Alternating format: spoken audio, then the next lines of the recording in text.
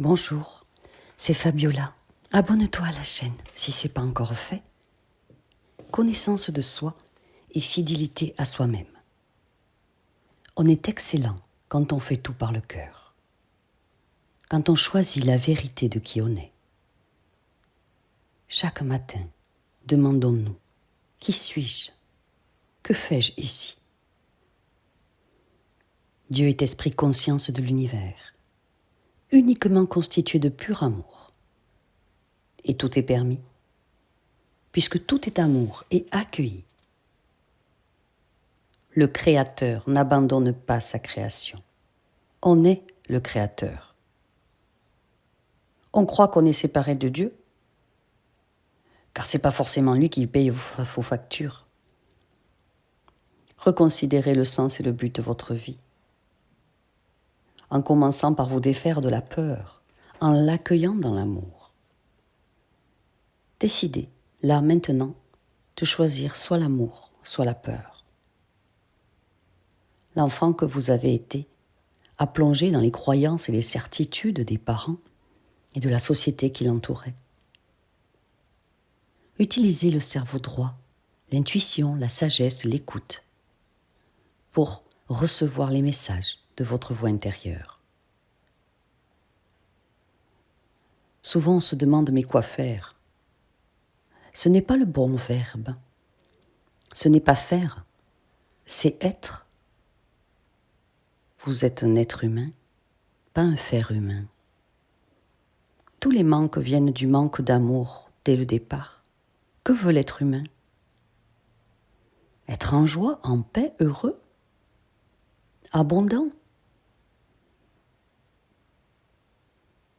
Nous nous incarnons pour faire la preuve de la compréhension divine. Alors faites voir votre divinité qui vous êtes présentement. Quand vous donnez ce que vous voudriez recevoir, comme si vous l'aviez déjà, alors vous allez faire l'expérience de posséder cette chose. Soit la source. Accueillez votre vie, accueillez où vous en êtes, accueillez votre incarnation, accueillez les incompréhensions des gens autour de vous. Accueillez tout ce qui vient sans émotion négative, comme le Dieu que vous êtes, qui regarde d'en haut ce qui se passe en prenant de la distance, de la hauteur. Sortez de l'énergie de lutte. Ça ne veut pas dire qu'on va se bloquer dans la situation, au contraire, on va cesser de lutter. On accueille le fait de ne pas y arriver. Parfois on n'y arrive pas. Et on demande à la conscience pure de l'univers de nous montrer la voie, le chemin, toutes les opportunités que nos œillères nous empêchent de voir, c'est-à-dire voir la lumière. On va s'unifier à l'intention supérieure qui n'est qu'amour et qui va nous livrer des opportunités très positives qui sont amour. On peut ainsi enfin entrevoir le plan divin véritable pour la divinité que l'on est. S'observer et voir se matérialiser le plan divin par la pratique d'exercice, par de l'entraînement. On va finir par ressentir vibratoirement le changement en soi